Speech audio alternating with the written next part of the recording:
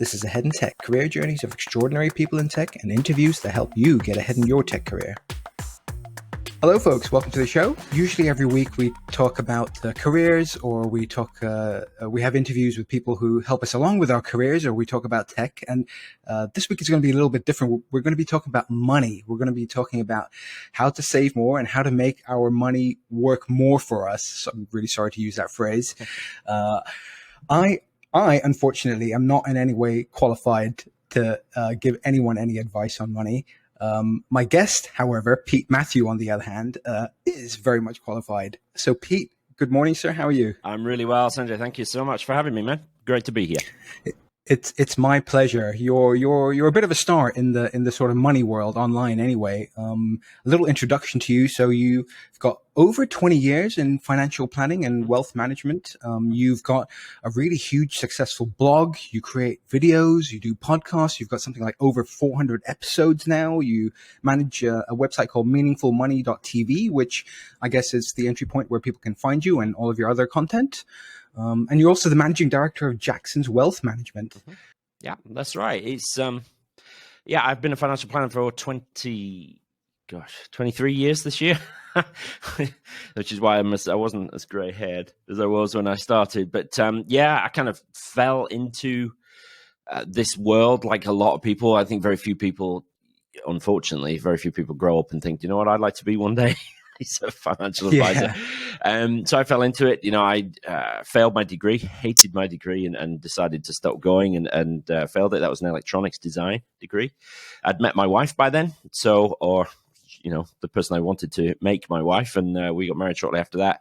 And I needed a job to do. So I worked for McDonald's for a bit. I'd been working there part-time as a student, went into management for McDonald's for a few years, and then it was nearly a year, I think, after we got married. And then it was not compatible with a newly married life, particularly with a wife who was a intensive care nurse. So, we just never saw each other. So given that she was the one with the good degree and the vocation, it was me that had to sort of change what I was doing, to make things a bit more compatible. And so I had a friend who was in financial services, and that's how I got into this world. But I absolutely adore it because it's a people business more than a money business. The actual money bit is actually quite easy for most of us. Very few of us have the kind of complex situations that require very technical, complicated financial planning. Mostly my job is about getting to know people and then serving them over the long term to help them realize their aims. So it's an incredibly rewarding job. And, through a combination of circumstances, I ended up down here in Penzance, which is in the far west of Cornwall in the UK, 10 miles from Land's End, which is a beautiful part of the world to live in and raise my kids in, which is done now. They're both adults, my kids. So another reason why I'm grey. So, yeah, it's good. I'm very blessed, Sunday, very blessed to do something that I love.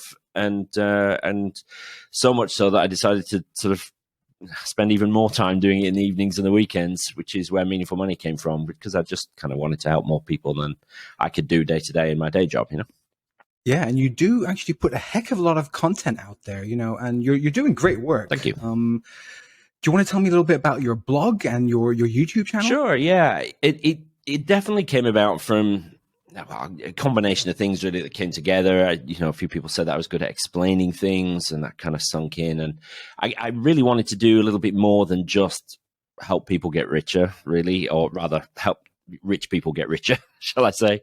Nothing wrong with that. I don't have any sort of moral issue with that at all. It's, it pays the bills and keeps the lights on. But I kind of wanted to help more people. And there is a teaching bent in me, which I get from my father, definitely, who was a teacher and is he's a retired teacher now. And I just wanted, we don't teach this stuff in schools. We don't teach it in the workplace or anything. And, it's such a fundamental life skill. We'll teach kids about everything else except for how to balance a budget and, how investing works and stuff like that.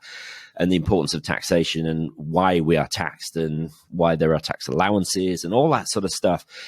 We just don't teach it at all. So, I kind of set out just to fill that gap a little bit in a small way, and just kept going. So, the fact that I've been doing this so long now is just, either says something about how stubborn I am, but just because I still love it. I love getting behind the mic and, lights and cameras and all the technology. That part of it appeals to me very much. But I just kept going. And the podcast, I started on YouTube, so I did nearly 300 videos. In today's terms, my YouTube channel is tiny compared with many. Do you know what I mean? Because there's people who've been going a tenth of the time that I am with 10 times as many subscribers. But I didn't focus on YouTube for ages. I did it very early on. And then switched to podcasting in 2012. And it's that really that's been the breakout medium for me. So Being for Money is one of the biggest personal finance podcasts in the country here in the UK. And, nearly 5 million downloads and lots of people listening every week. And now I'm turning my attention back to YouTube now and trying to do more YouTube friendly stuff. And because that's really still my first love. And I love to mess around with video cameras and stuff. So lots going on and I'm still enjoying it. We're just mixing it up depending on what I feel like doing on any given day. So I'm very lucky, really. I get to work in a career that I love and also have a sideline, which has become a bit of a monster, I have to say, but have a sideline where I get to teach this stuff without all the regulatory stuff hanging over me, which is quite nice. So I'm very blessed. I'm very happy for you, and you're doing very well. Thank you. And you've got a lot of great content. I definitely encourage people to go check it out after they listen to this whole episode. So it's great that you're great at making rich people richer. Hopefully today you can help make some poor people richer as well. Maybe a good place to start is I think that being informed about things is a part of the problem, right? People don't really understand what options they have and what they should be doing and what great ways there are of maximizing their money and maybe even like getting that motivation to save. You know, so how do you get people on board with this? Cool. How do you get them into it?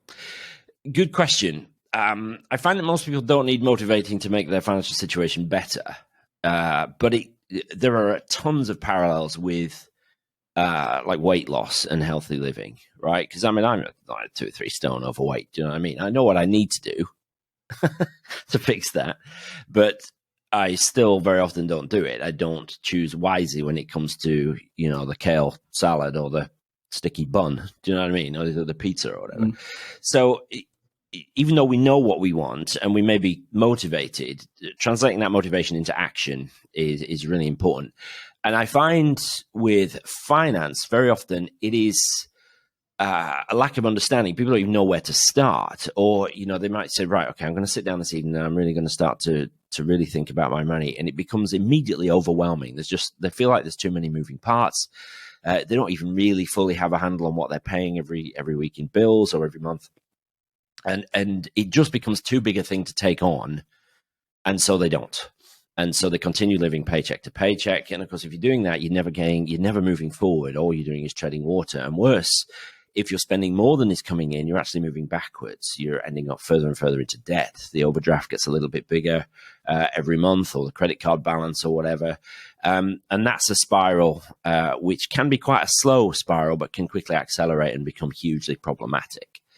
So I think trying to simplify for people is a really big part of getting them engaged with finances. And really, there are 3 steps to winning with money, and that's all, right? Now, there's obviously a ton of detail under each of these if you want to get into them, but really the 3 steps are to spend less than you earn, all right? Number 1. It's the fundamental foundation that everything else is built on. If you're spending more than is coming in, you're getting poorer, right? And there will come a time when you can't work or you don't want to. Then what will happen? Well, you're going to be dependent on social security, state pension here in the UK, and that isn't enough to live on, or at least not to live well. And so there has to be an element of storing up for the future, putting money aside, investing for the future, not just living for today, right? People say, well, I might be dead tomorrow, or, carpe diem and all that. I've got to live for today. That's a very childish, almost animalistic approach to life. Kids and animals don't think any further than today. Adults, developed humans do and should. We can have a sense of future. We think, I'm still going to be around, God willing, in 20, 30, 40 years. What money am I going to be spending then? And so we need to spend less than we earn so that we can keep a little bit of what comes through our hands every month and so that we can spend it down the line. So spend less than you earn is the first thing. And of course, that means budgeting. It means knowing what is coming in every month. It means knowing what's going out every month and planning what will go out every month. Things like paying yourself first. So, you save up first. When you get paid, the first thing you do is you put some money aside for your future. Then you pay your bills. That might sound counterintuitive, but if all you do is try to save what's left at the end of the month, nothing will ever be left. I promise you, it just doesn't work like that, right? It's like, okay, I'll see when I get to the end of the month and I'll see what's left. There'll never be anything left, right? Because that's just the law of the universe. Expenditure rises to meet your income. So spend less than you earn is the first thing. The second thing is to insure against disaster, because we can be as prepared and as organized and as planned as we like, but sometimes the universe throws things at us and nothing we can do about that. So it could be premature death. Obviously, if it's us that's died, then that sucks, but we won't be around to know the fallout. But if we have debt outstanding when we die, then it could be our family that has to pick that up, and there's lots of complications there. But it may be, and it's more likely to be, perhaps a terrible diagnosis. So maybe we have to take a year or two out of work to beat cancer, say. Well, what are we going to live on? Do we really want to have to keep working while we're doing that? Or maybe we suffer from crippling depression or other mental health issues, and we're not able to work full time, maybe. How will we live? And so there are insurances that you can take out. Obviously, you have to take them out when you're healthy. So for some, that ship may have sailed. But there are insurances that you can take out, which will make sure that the financial rug isn't completely pulled out from under your feet if one of these events happens. So I call that sort of step 2, which is insuring against disaster, putting in place some kind of protection against the stuff that you can't do anything about. And if those two things are in place, spend less than you earn and insure against disaster, after that, there should be some money to put aside for the future. If we're spending less than we earn, there should be some money to put away for the future. And step 3 is simply to invest wisely. Now, that's 2 words with a ton of detail underneath. But really, investing wisely is about buying stuff which is going to make you money, all right, which is going to produce income for you down the line. It's about saving as much in tax as you can, right? Every single government will offer tax advantages for, to incentivize you to save on different accounts and things like that. Saving costs, keeping costs low. There's always costs involved with investing and saving money for the future. You need to keep them as low as possible, because just as compounding works to grow your money over time, costs are a negative compounding effect. They actually reduce your money significantly over time. So you need to keep costs to an absolute minimum. Spread your money around, don't put all your eggs in one basket. All the stuff that your grandma told you, it ain't rocket science. So it's just buy stuff that will make you money over time, which we can get into some detail on that if you want. Save tax and costs. And really, that's it, Sanjay. I think if you can start to do those things, then you will win. I mean, it's guaranteed. This is not a sort of a roll of the dice. If you get those things right consistently, you will retire one day, whatever that means for you, or you will get to the point where you don't need to work anymore. It's guaranteed. It will always, always work. Fantastic way of setting the ground, I guess, laying the groundwork. So you mentioned these tax efficient ways of investing or saving money for like a typical engineer or manager working, in a tech firm here. What sort of things should they be looking out for if they're not doing already? Well, usually there's 2 main types of account. There's what you might call a retirement account, one which is perhaps you can't touch it prior to a certain age. So here in the UK, we have what are simply called pensions. There's a few different types. But I know in the US, you've got things like 401ks and stuff like that. And then also there are tax-advantaged accounts which are not necessarily linked to retirement. So again, here in the UK, we have the ISA, Individual Savings Account. And you've got things like, I think the IRA, the Roth IRA and stuff like that, I think, in the US. I don't know the US system very well. But there are always tax-advantaged accounts, one usually linked to retirement and one usually not. So it's a shorter term savings plan. And obviously every jurisdiction will be different. But here in the UK, you can put up to £40,000 a year into a pension and up to 20 grand a year into an ISA.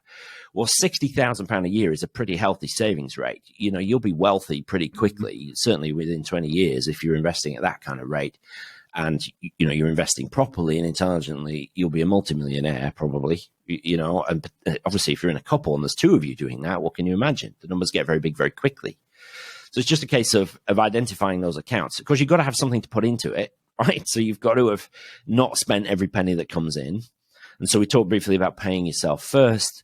Very often there are mechanisms, if you're employed by somebody else, there are mechanisms that you can save money through the payroll system.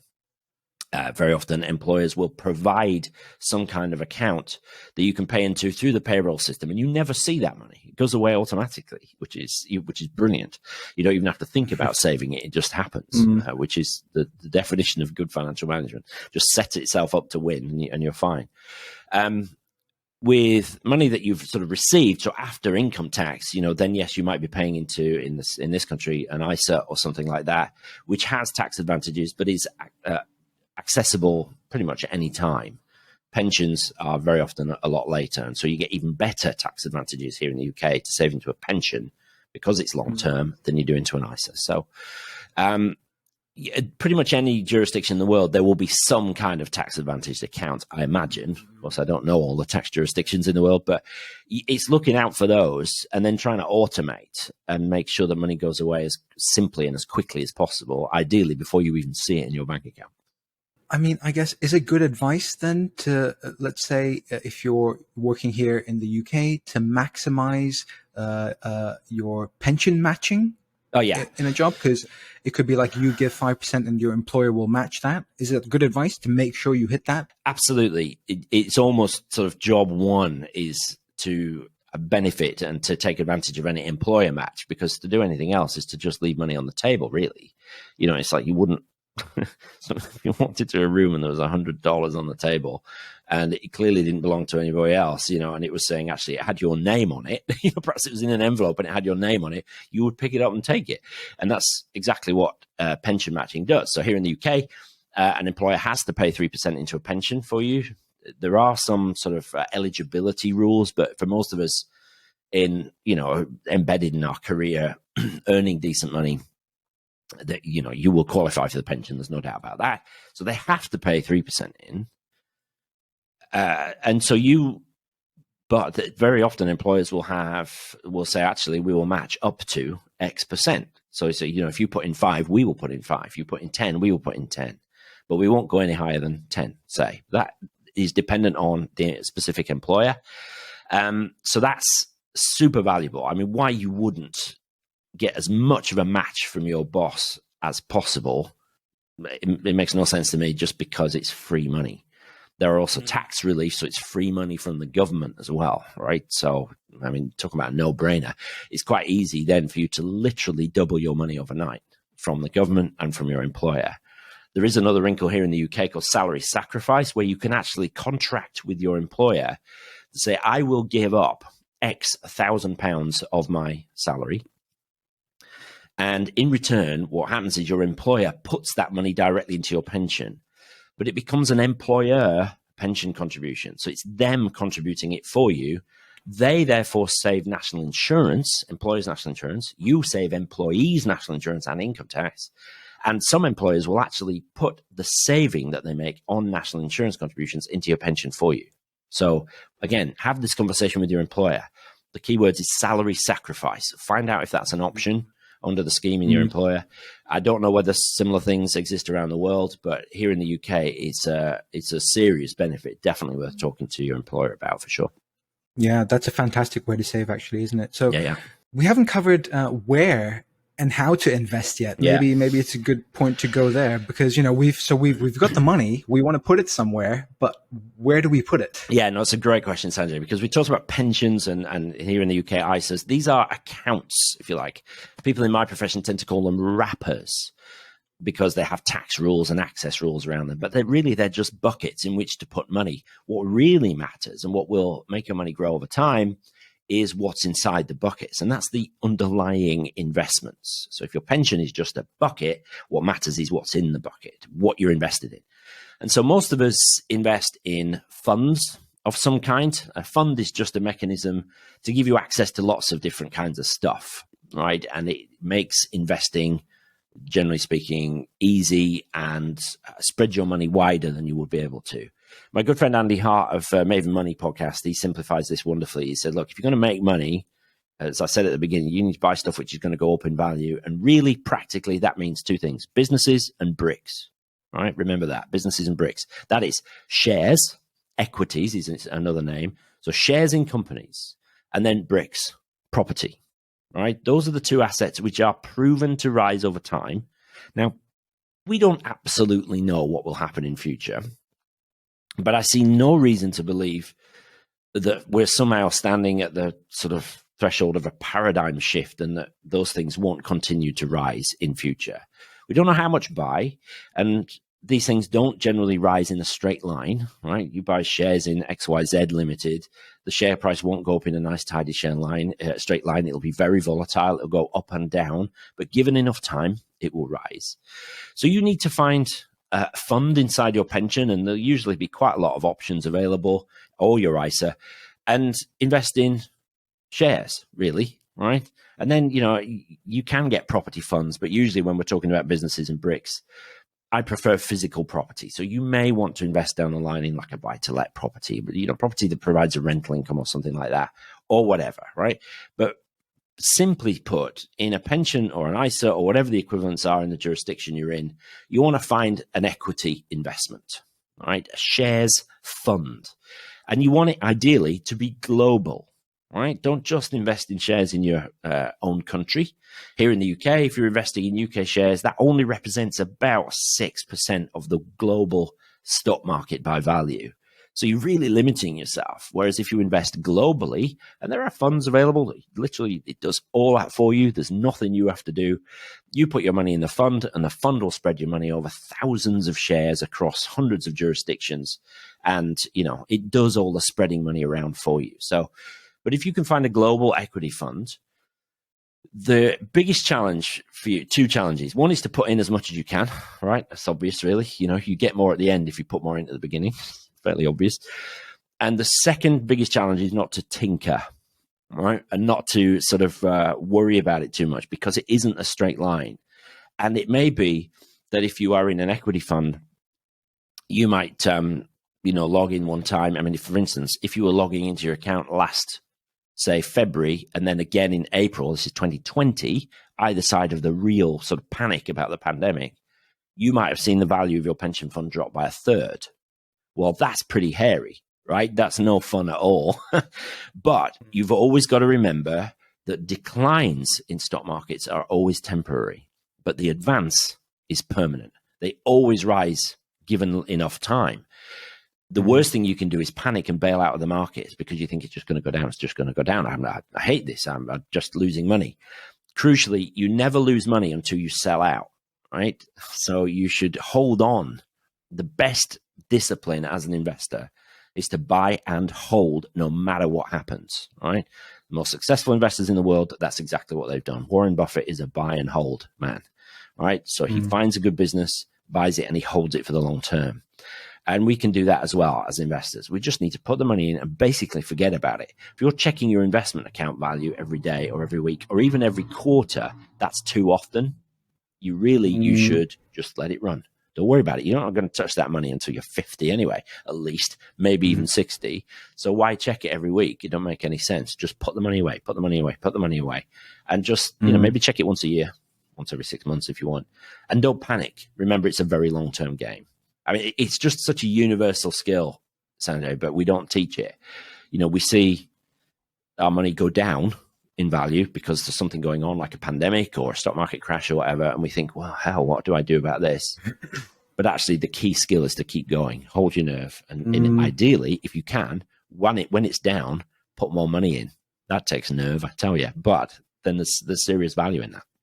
It's quite scary in those times, isn't it? Because, it is. It wasn't that long ago. Nope. Yeah, my portfolio went down, and that looks like a really scary time to invest more, although that would have been the very smart thing to do. It does. It's really hard. You know, it's easy for a git like me to get on a microphone and say, well, you just need to put more in. But it's really hard, really hard. I mean, I spend all my days talking to clients and saying, you know, helping them to hold their nerve, reassuring them through the worst. But I know how difficult it is to put more money in when it's down. I one analogy that people always really get is property, because property is tangible, right? We can sit inside our house and we can see it and feel it and stuff. Shares and stuff are intangible. But I mean, if you bought a house for, I don't know, £250,000, say 250,000, and you like your house, you're very happy with it, you know, you're sitting in there, and 2 or 3 years down the line, you think, I wonder what it's worth now. And so you get your local estate agent in, or your realtor, and you say, look, what is it worth? If I was to sell this now, what would you get for it? And you bought it for 250,000. And the estate agent comes in and says, well, I'm really sorry, but just over the way there on the next street over, there's a real crime problem. And, you know, there's some, you know, we got sort of a crack den next door, but one to you or whatever. And there's stuff going on which has depressed values. And the agent says to you, I'm really sorry, we can only get probably about 220,000 for this. I mean, obviously that's not good news, but the question has to be, have you lost anything? Well, the answer is not yet, you haven't, because you still own the house. You still own just as much house as you did when you bought it for 250. The fact that it's worth less is purely a paper exercise. Now, if you sell it and only get 220 for it, then yes, you've lost £30,000. But it's exactly the same with shares. Even though the value may be depressed, you still own the same amount of stuff as you did before, and the value will come back given long enough. And so when things are down, you can consider shares or the markets or whatever to be on sale, right? It's like, you know, if you went into a car dealership and, I don't know, it's getting towards the end of the month and the salespeople there haven't hit their targets or whatever, and they say, look, there's a £5,000 discount off this car. You're not going to say, no, don't worry. I'll hang on until it goes back up to full price and then I'll buy it. Nobody would do that, right? But with shares, we do. We tend to get in when things are going really well. That's when we're encouraged, you know, the stock market's doing really well. You know, I'm going to put money in. Well, usually that's not too late, but you want to have got in before that, really. And so when things are down and stock markets are depressed, it's difficult, but you'll never regret putting money in when things are down. But you got to give it time then to outwork. You know, we haven't even mentioned active trading, and I assume that's just a terrible idea, full stop, for most people. Most people, yeah, because they can't do it. If they have any success, it's more luck than judgment. I mean, there are countless people online that will sell you their trading systems. You know, these people may have a system that works, but they're usually doing it full time. They may have a team of analysts working for them, no matter what they tell you. For most people, that's a really good way to lose money quickly, right? Short-term trading is more akin to gambling than investing, right? And that's why I never ever use the word trading. All right, trading is short-term, investing is by definition long-term. If you invest for long enough, you're guaranteed to win. I don't care, you know, my regulator would probably kill me for saying guaranteed, but assuming you behave yourself and don't take it out when it's down and are able to leave it for long enough to grow, it will grow. It's just been proven beyond doubt. Short-term trading, though, is you might as well flip a coin, and you'll either win or you won't. And most people are not prepared to take that much risk with their future. Certainly, I wouldn't be. So don't trade. Don't think you can win by buying half a dozen stocks and sort of trying to flip them, and you're making sort of small percentages. There's always going to be people with more analysts, quicker systems. They're closer to the exchange, so they can make more money on the trades, all that sort of stuff. You'll never win with that, really, but you can be guaranteed to win with long-term buy and hold investing. You touched on it there, which is pulling out your money. So what happens at the end of your life, let's say, or your end of your working life, you know? Hopefully. Yeah, and you want to make use of this money you've been saving. Yeah, well, I mean, if you've invested into tax-advantaged accounts, then the money will have grown quickly. It will have grown tax-free, and you know, that's all well and good. But it is quite a transition. I call it in the podcast, I've done a whole season called The Great Transition. It's a massive deal to suddenly stop accumulating and start, as we advisors call it, decumulating. I don't even know if that's a word. It sounds made up to me, but decumulating is, of course, drawing off your assets. And so when you're accumulating, you're building wealth. We talked about spending less than you earn. Well, you spend less than you earn. The difference gets saved and invested for the future. It's a massive change of heart and mind then to suddenly start saying, okay, I now no longer have an income. What I've got is what I've got. And now I have to start drawing off it. And I need to do so in a way which is sustainable, whether I live till I'm 75 or 105. Right? So we've no idea, any of us, when we're going to die. We don't know what the future holds in terms of, are we going to need long-term care in a residential home? Very expensive. What are our medical bills going to be? There's a whole lot of unknowns there. So we want to enjoy the wealth that we've built while we have our health and our strength to do it. And so there's tons of studies that show that expenditure falls as we retire and as we get into later life. It makes sense. You know, we've got everything that we need. We're a bit old and knackered. We don't want to do long haul travel anymore, all that sort of stuff. And so our costs fall. So you want to sort of spend a little bit more earlier on, but you should invest differently, I believe, in retirement to in accumulation phase, only slightly differently. You want to identify what money you're going to spend next year, right? So let's just say, you know, you retire and you do have a pension coming in. Maybe you've worked for a company that gives you a nice defined benefit pension, or you get the state pension, some kind of social security benefit, which you know is guaranteed. That can be your kind of baseline income. You can actually buy guaranteed income. In the UK, that's called an annuity. So you can hand over some of your pot that you've built up, and you can buy a guaranteed income for life, which is pretty cool. Or you can invest in such a way that you think, okay, right, I'm going to need to draw down 20,000 quid a year from my investments, and that's going to need to increase by inflation. And so you can sort of almost ladder your money so that money you're going to spend in the very short term is risk-free. It's not invested. It's just in a savings account.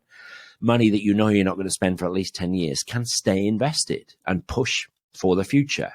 And so I spend a lot of my time organizing this for my clients and teaching how to do it in my academy and all that sort of stuff. It's really important. But it's not just about the money, Sanjay. Transitioning into retirement is a huge psychological thing. And I spend a lot of time walking through that with my clients and almost helping them to spend more money, because it's a big deal. Suddenly you think, I've got no income anymore. And they almost sort of seize up and they don't want to spend anything. It's like, no, this is what you've worked your whole life for. You know, buy the Harley Davidson, you know, have the fantastic holiday with the whole family and all that sort of stuff. You've got to do that. That's what it's for, you know. Nobody wants to die rich, right? That's a terrible, to be the richest person in the graveyard is a terrible idea. You need to spend it and pass it to your family while you're alive, you know, so that you die with enough. You don't want to die poor either, but you don't want to, you don't want to die so rich that I can't imagine anything worse than dying with more money than I had when I retired. That would be a life wasted. So, but it's hard. There's massive psychological, emotional issues around retirement that I've spent the last 20 years learning how to help my clients through. But it's a big deal for sure. But ultimately, you know, it's about knowing where your money is and the most tax efficient way. There's no point just throwing money away in tax. So you do need to understand the most tax efficient way to draw it down. That might depend on where in your life you are, what other benefits, what other incomes. That's really why I have a job, Sanjay, because everybody's situation is unique. And so I need to say, okay, right, given this situation, how is the best way to draw down from your pots? So I often say, I spend hours, and I've spent thousands of hours over the last 10, 11 years on Meaningful Money telling people they don't need to see a financial advisor, particularly not while they're building wealth. It's easy. Spend less than you earn, insure against disaster, and invest wisely, right? But I always say the point in life where you can get real value out of seeing a proper, competent, professional financial planner is at that transition to retirement, because there are a ton of choices open to you. And it's not the sort of thing you want to get wrong, really. So it's money well spent seeing a decent advisor at that point. That's fantastic. This has been wonderful, and that's been loads of amazing advice. Thank you very much, Pete. I really, really appreciate your time today. No worries, Sanjay. Thanks for having me, man. Hope it was helpful. It was great, and I highly encourage anyone to reach out to you or find you online. You've got a lot of great content out there, and you're full of great advice. Thank you. But before I let you go, I need the joke of the show. You know, jokes is so I'm so bad at remembering jokes. It's so bad that I had to write this one down. Okay, but it's a very quick story about Dan. So Dan is a guy who works for his dad, lives at home with his dad, working in a family business. Dad isn't very well, and he pulls Dan to one side and says, Dan, you know, I'm not going to live for much longer, but when I go, you're going to inherit the business and the fortune that I have invested and built. But my one wish before I die is to see you married and settled down. And so Dan takes this to heart, but he goes to a financial planning seminar one evening, and the seminar is being delivered by the most funny, personable, and beautiful woman that Dan has ever seen. And he absolutely falls in love with this woman at first sight. And so at the end of the seminar, he goes to her and says, look, I realize I'm not very much to look at, but pretty soon my dad is going to die and I'm going to inherit the family business and the fortune. And she's very impressed by this. And so she asks Dan for his business card. And 3 weeks later, she becomes his stepmother. That's brilliant. A financial joke. I thought we better keep it in keeping with the subject of the show. It is. That definitely. I didn't see that coming at the end. Cheers, Pete. Thank you very much. You've been wonderful. No worries. Thanks for having me, Sanjay. Really appreciate it, mate. And that's all, folks. More info, links, and everything else can be found on aheadintech.com. Thank you, and please subscribe.